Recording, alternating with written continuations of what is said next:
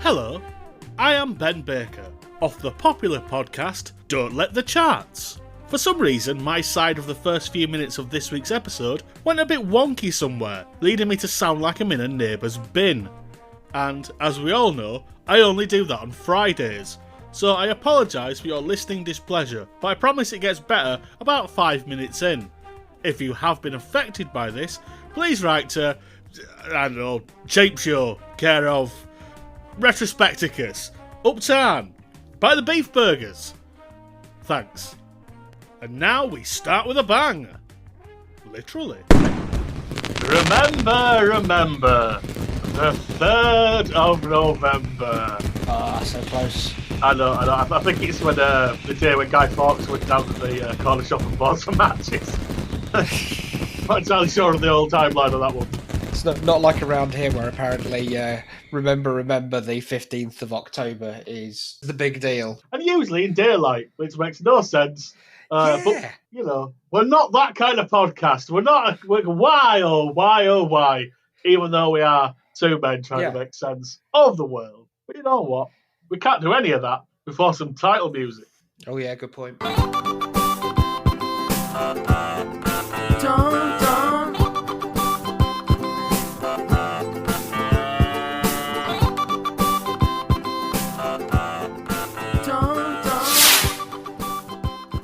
Hello, I am Bang Choo Chow Fireworks Ben Baker.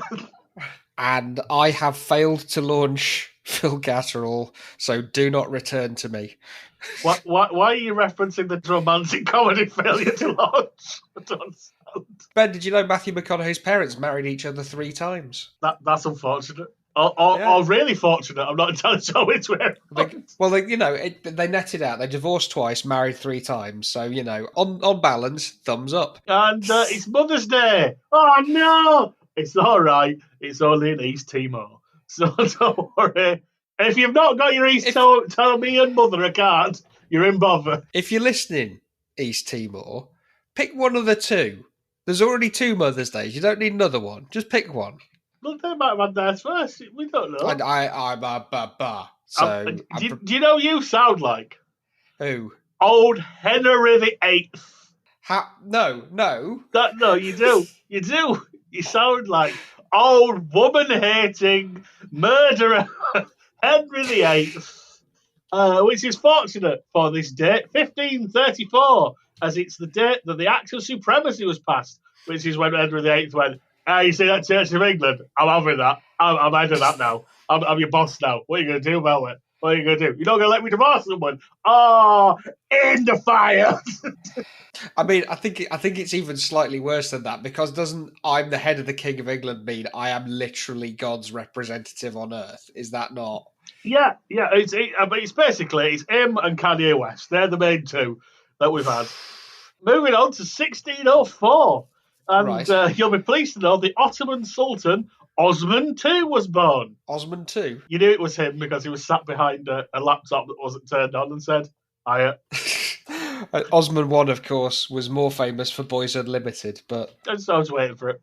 I was waiting for the Boyz Unlimited. You bet you should have been. 21 years ago it was now, but still we go on. 1796, John Adams was elected the 2nd president of the United States of America. Oh, so close. He's the Sir not appearing in this film of Hamilton, if I remember correctly. On to 1883 in the American Old West. And the self-described Black Bart the poet got away with his last stagecoach robbery. But he left an incriminating clue, which eventually led to his capture. What was that? Black Bart was here, IDST, in his own shit all over. It's not what it was it, Ben? It wasn't. In fact, he would have been very down on that, because he was a gentleman bandit. Well, if you're going to steal from people, you should at least be polite about it. Yeah, he was very respectful, apparently, and he was called the poet because he left 2 verses after 2 of his terrible crimes. The first one was in 1877, and it said, "I've laboured long and hard for bread, for honour and for riches. But on my corns too long you've tread, you fine-haired sons of bitches."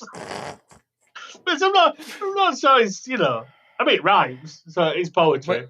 Where was he from with that accent, Ben? Would you say? No, wait till later on before you start mocking accents. Right, okay. Looking forward to it. And the second verse was left at the site of his July 1878 hold-up of a stage travelling from Quincy. So, I'm sure they'll have found him within 42 minutes. 70s TV detective.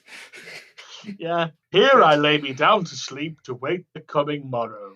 Perhaps success, perhaps defeat, and everlasting sorrow. Let come what will, I'll try it on. My condition can't be worse. And if there's money in that box, 'tis money in my purse.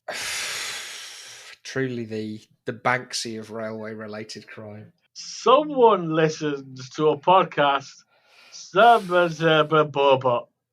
now is the time everyone enjoys. It's time for that fucking robot. Which is very precedent, as I believe. Beep boop, unsolicited celebrity advice. And he's booked his ideas up a bit since last week. I've been withholding his oil. Okay. And I've only given him several nuts. Does he have another communication for us from a celebrity in his, and I quote from the last time he mentioned this, robot guts? Or... I mean, I assume so. Like, where else would it come from? I don't know, but I think there should be a better name for it than robot guts. I don't like it. I do not like it. I mean, speaking of names, we can't agree yet. I like him being called Piss 2. It's not a name for a robot. It's not a name for anything. PISS2. No, I know. But... you don't have to spell it. No, from the ladies and gentlemen. But if you can come up with a better name, please do get in touch. don'tlet'schat@gmail.com or at don'tlet'schat on Twitter, where you can also send us letters or recordings of yourself asking us a question that we can answer on a future podcast. Yes, I'd like some submissions for robot names to that email address instead of whoever it is that's apparently signing us up for American medical advice services. Please stop doing that. We don't need that. Sorry about that. I just wanted some American medicals. It's too much to ask. Medical aid guide and the Medicare hotline we have been signed up for on that address. Boston. Yeah. But for this week, it's time for unsolicited celebrity advice. Okay, I can see, Ben, you've retrieved the message from the robot's guts. Who's it from? Who is it from? I don't know. Let's play the email tape and find out. Hi, you. I like the dog here. Now, as you know, November 3rd, 1957 was when I was shot into space by the Soviet Union on Sputnik 2. I asked them what happened to Sputnik 1, but they didn't answer. Anyway, as I'm still clearly very alive up here after 63 bastard years, I was just wondering, am I the best dog in the world? Who is the best at Doug? All the best. Laika, brackets Doug, brackets from Russia. It was Laika the dog. Right. It was. Now, Ben, I don't know if we had any Scottish fans before, but we don't now. So that's not to do with me. This is Laika. I can, Laika said, as we all know, Laika was from Moscow. I genuinely didn't know until I looked into it. It's just they trained up a dog and everything. No, they just took a Siberian husky off the street. And Moscow insisted she expired painlessly after about a week in orbit. A lovely idea of her just floating about, seeing stuff, a bit like 2001. But yeah, it turns out, no. I just want to try and walk the logic through there. Walk the dog. It's just a big old lie. Just big old lie. But Alika brings up a good question, which is who is best at dog? And I believe you've been doing some research into this field. Yeah, so Insider.com has a list of the world's most famous dogs, which I have cribbed from to create my list of the world's most famous dogs. They've got too many, and I don't like some of them, so I took some of them out. Poor dogs. They were adequate dogs. We'll say that. Oh, because when you pet one, you go, adequate dog. Yeah. Okay, at 10. At 10, Old Yeller. Yeah. Starting with that one. God. Ah. Oh, so we bummed everyone out with Dead Space Dog, and now... Not Dead Space Dog. It's not a necromorph dog. It's different. It's Well, not that. no, but I would probably watch that film. But no, Old Yeller. I think most people of a certain age now have not had to put up with Old Yeller. You know, Yeah. it's no longer a bank holiday staple like it once was. You know, when all those crappy... They're films that are on Disney Plus now, and they're very far back. No one has ever watched them. You know, all them used to be on a bank holiday. And Old Yeller, which I'm not even entirely sure the story of Old Yeller. Just so the story of Old Yeller is that a boy gets a dog. I like that bit. He loves the dog. The dog looks after him. The dog saves him from a wolf attack, but gets bitten by the wolf and gets rabies. And so the boy then has to shoot the dog. Oh, yeah. But he was a good dog up until he got rabies. Yeah. And you know what? If I got rabies right at the end, I'd expect you to put me down with a shotgun. I'll be honest, I've been close to it several times, even though you don't have rabies. I'm going to say, I need to be quite sure, though, that I'm ill. Not just as like if I start sniffling or like that, or if I sneeze. You know, that's not okay. If you clear your throat, I will do what is necessary, Ben. I assure you. Don't even worry about it. Oh, well, we think we better move quickly to 9 before I find an unfortunate end. Number 9, Rin Tin Tin. Again, it's just a name to me, that. It's an old reference. So he was rescued from a World War I battlefield and appeared in many films throughout the 20s and 30s until he died in 1932. So he had a good run. He had a good run. The latest he could have been rescued from a World War I battlefield was 1918, and he made it to 1932. So that's pretty good. That's a pretty good guy. Yeah, that's a well done, Rin Tin Tin. I would pin a badge on you, but it would be inherently cruel. Yes, indeed. Although it seemed to be fine for Muttley, so... And that was a medal. That's a medal. I know, it's different to a badge. It's different to a badge. Bloody love medals. He did. He really wanted a medal. Couldn't catch that bloody pigeon, though, could he? No. Honestly, I don't think his heart were in it. just not. You know. 8. Santa's Little Helper. Santos El Helper. Yes. Dear. Of course, from the very first episode of The Simpsons, by which I mean about episode 8, but they'd knackered up all the animation. Yeah. And had to redo it, meaning the Christmas special went out first. Which is fine. But yeah, he's had a long and storied career. Unlike Snowball, he has not been canonically replaced. Yeah. No. So, the list of achievements that Insider has for Santa's Little Helper is fathered puppies, passed obedience school, trained as a police dog, became the mascot for Homer's beloved Duff Beer, and was given away to an ostrich farm. That's his full career. I'm not quite sure that last one counts as an achievement. No, it does not. That's fair. And also, once again, I have to say that no matter how sickly I'm looking, please do not give me away to an ostrich farm. So, in the event of a cough, I will first shoot you and then give your remains to an ostrich farm. It's what I would have wanted. I wouldn't. Who will violently protest. We don't want it. Why are you giving us this? You're going, shh. He specifically requested this. And I'm going, I didn't.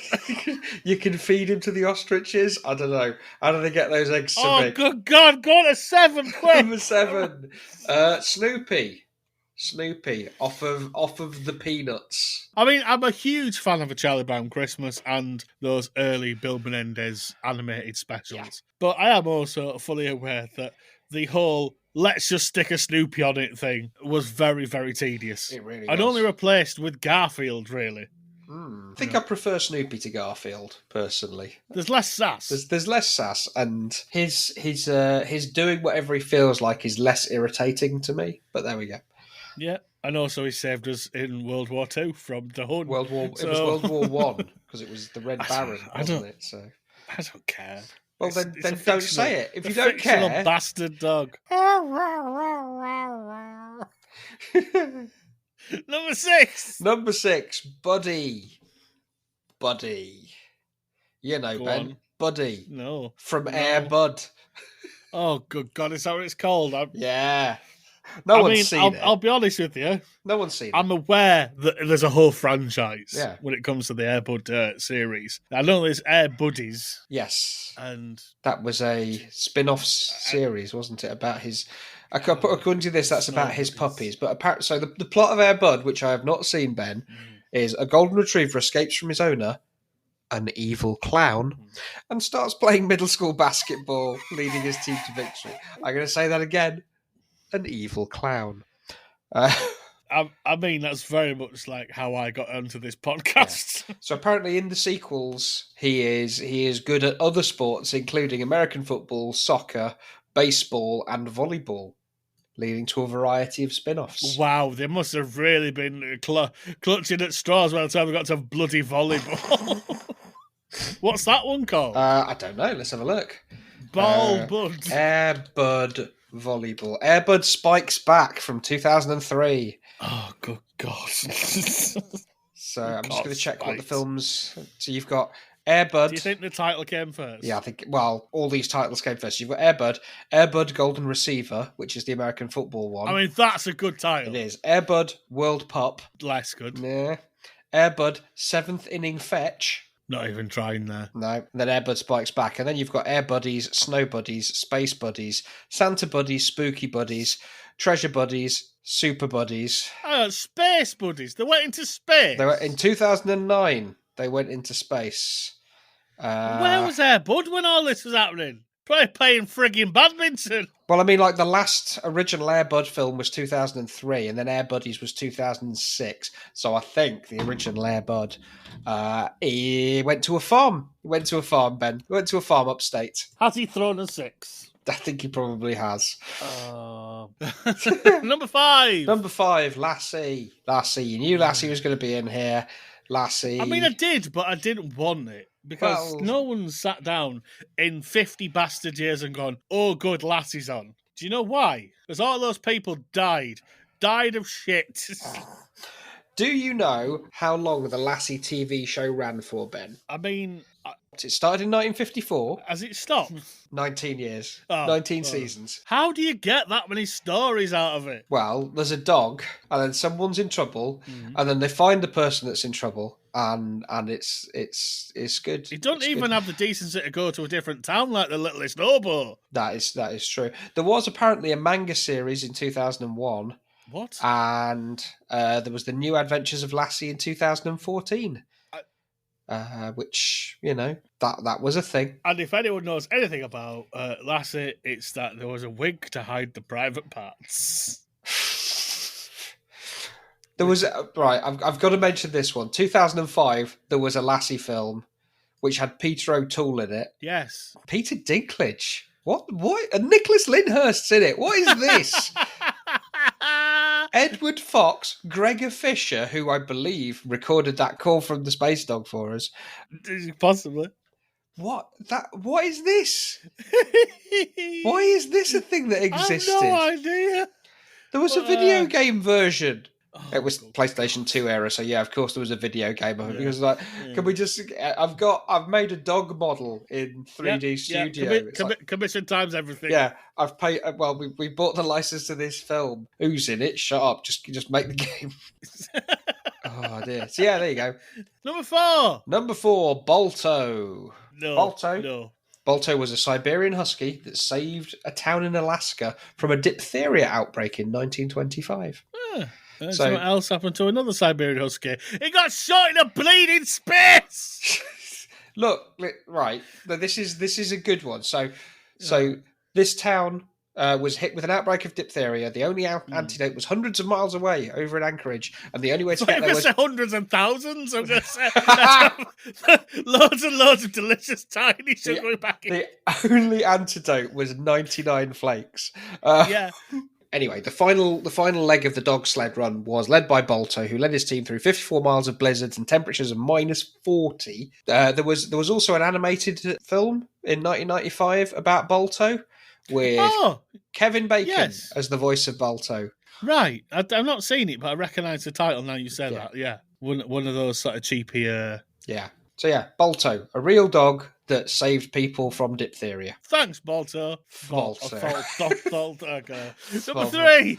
Number 3, Scooby Doo. Nope, incorrect. No, it is correct.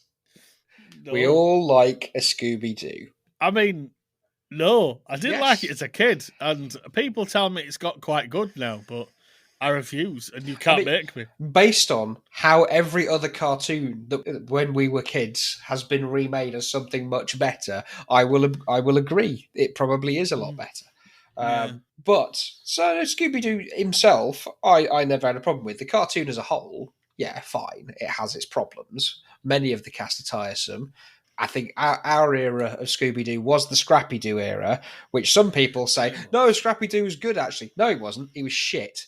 He was shit and annoying. We're not going down this one again. You've had this argument several. I'm not having an argument. No one's arguing. I'm simply stating facts, Ben. He was terrible. Fair. Yeah, Scooby Doo. Yeah, I don't know. I think it was just the fact that the ubiquity. It was always on. It was always on. Yeah. Yeah. So, and it was always the Scrappy Doo one, which is less about Scrappy Doo and more the fact the plot was always for Old Man Jenkins. That's where that thing comes. It was A, Old Man Jenkins, and B, Scrappy Doo ruins everything, basically. Yeah. And then we had the 13 Ghosts of Scooby Doo, and I don't even think ITV showed all of those. So Scooby Doo can do, but Sartre is smarter. I don't know what you're doing. Yeah. So number 2. Number two. I've got some bad news, Ben. Number 2 is Laika. Laika is the second best at dog. I don't have any more facts other than the ones that you've said. From the Glaswegian town of Moscow. Moscow, yeah. That's about covers it. And the best dog of all time is here, boy, come on, here, boy. Got a it is Toto from The Wizard of Oz. It is not.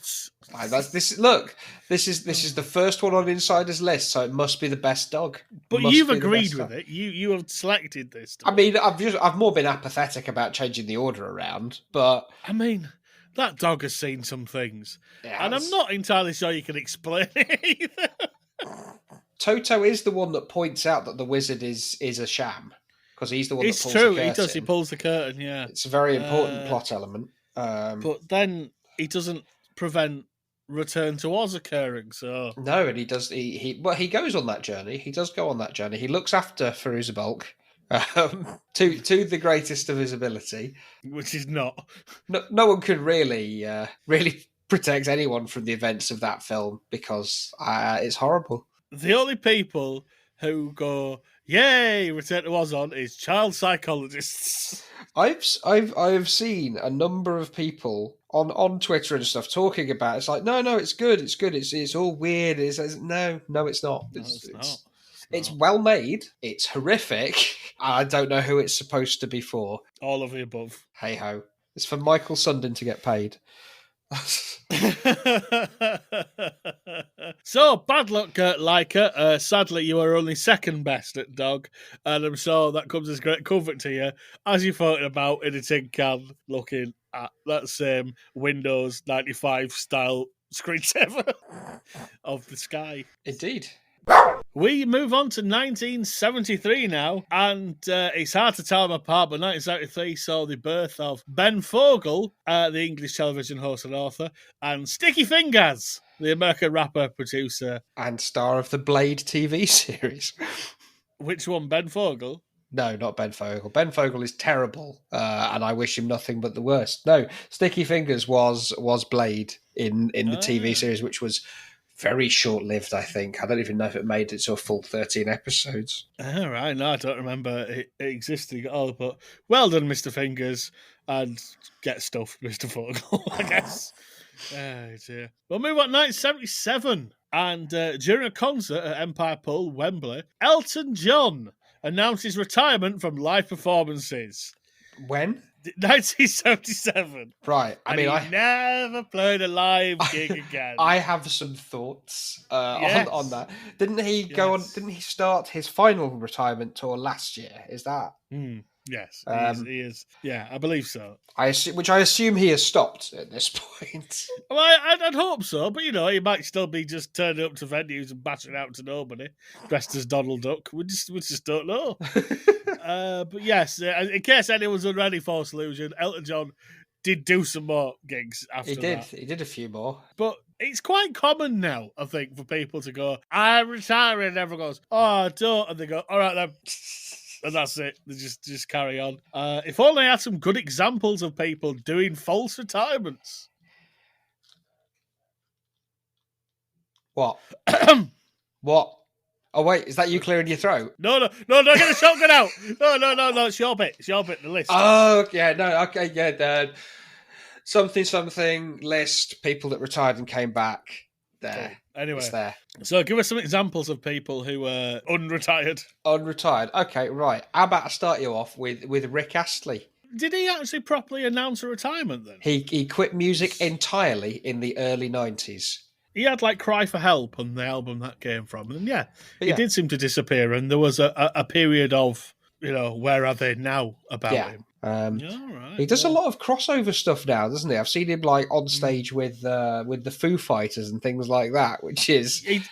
Well, in lockdown, he's been doing covers, and he did do an extremely popular version of Everlong on one of them. And it's just like, obviously there's the Rick rolling meme and everything. Yes.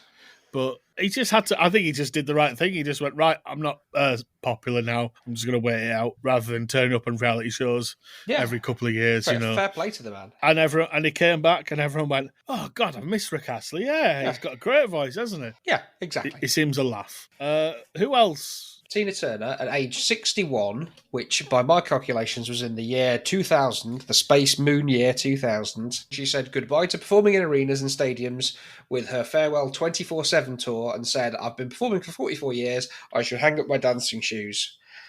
2009, she came back out of retirement for a 90-show 50th anniversary tour. And she's obviously still going on and off now. 81 next month and is still going, so fair play. I saw a Tina Turner concert. Did you? No, sorry, I'm thinking of a concertina.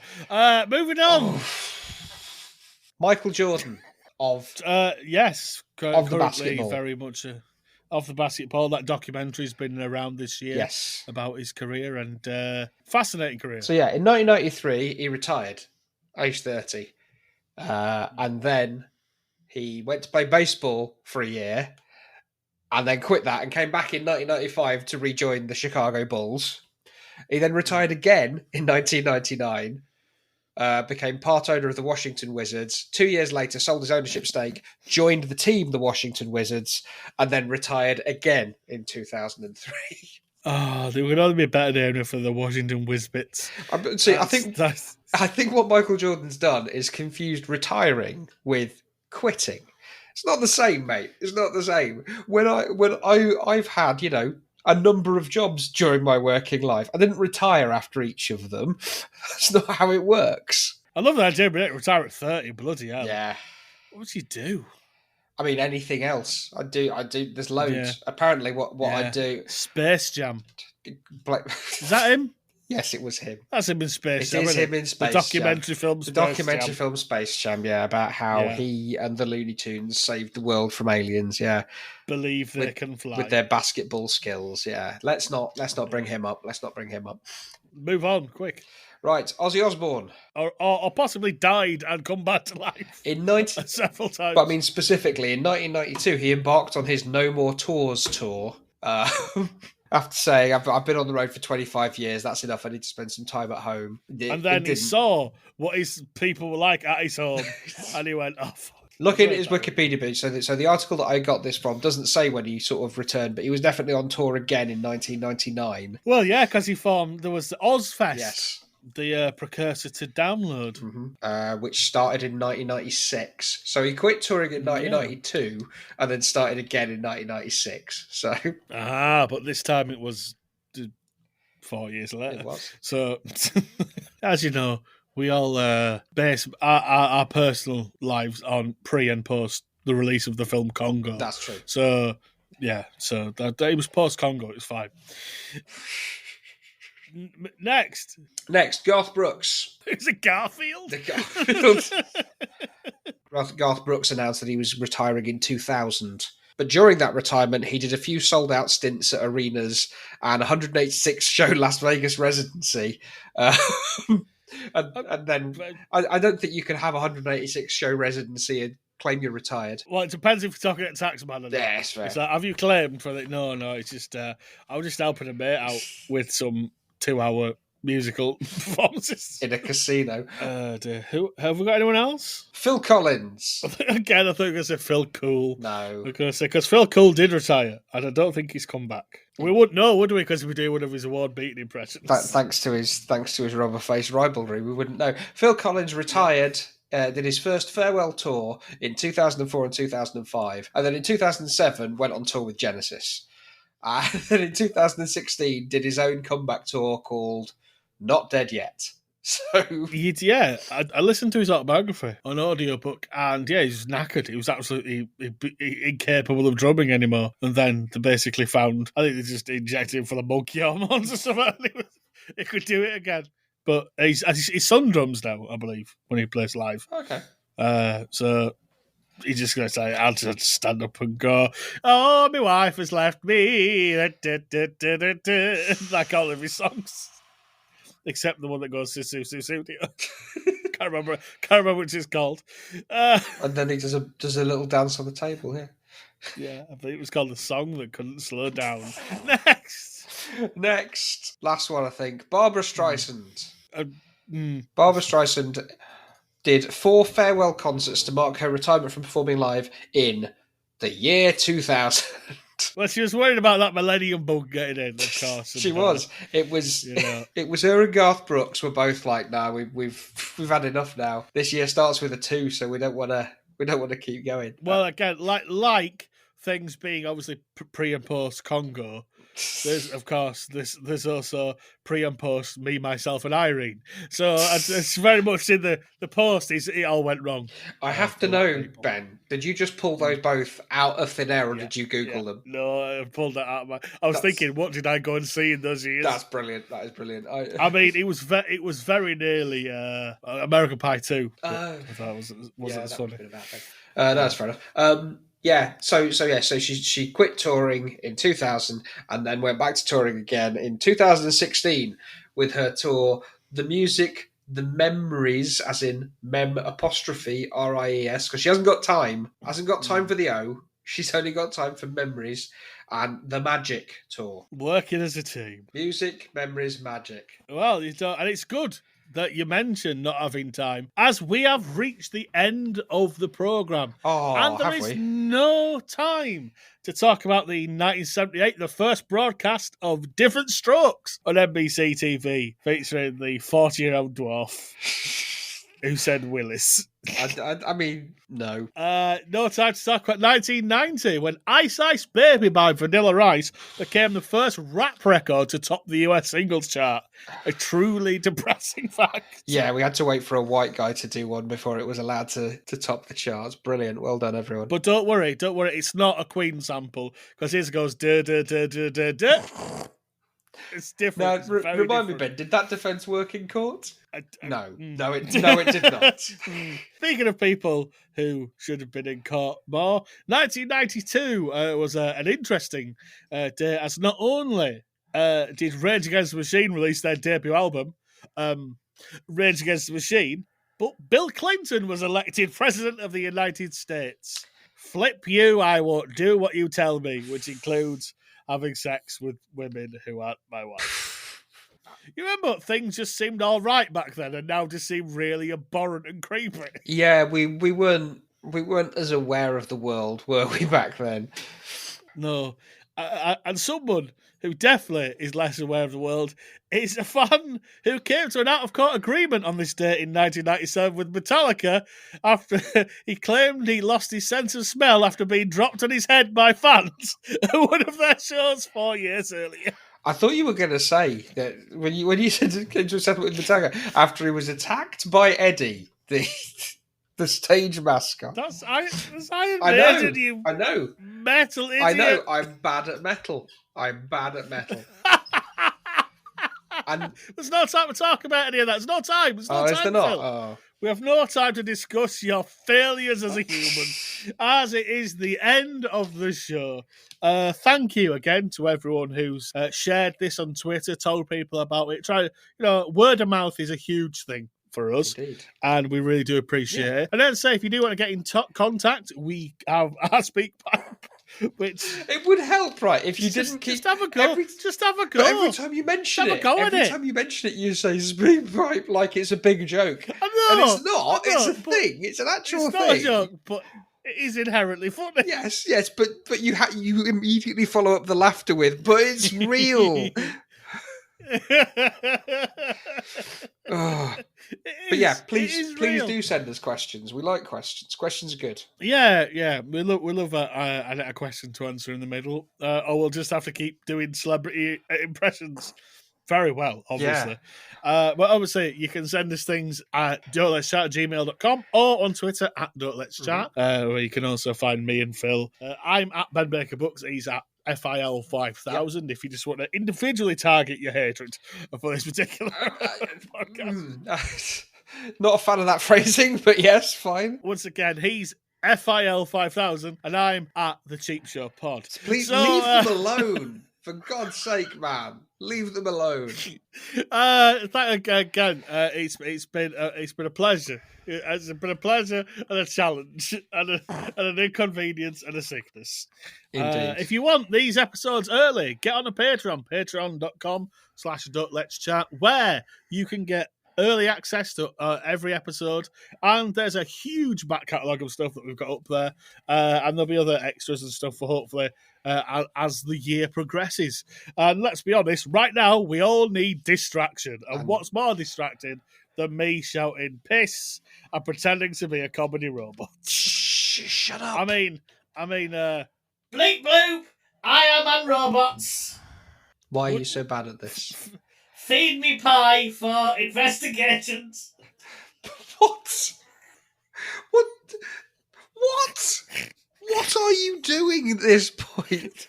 Feed me pie for investigations. It's not even a sentence. Oh. I don't know why he's doing it. It's very confusing. So, until next time, I have been Rumwald of Buckingham. And I have been shot into space and left to die. Beautiful. Good dogs. Good wolf. Wait, no, that was a cough. That wasn't a cough. That was me clearing my throat. I mean, oh God, no! Yeah. Oh God! You're gonna have to put a shotgun noise in here. Thanks.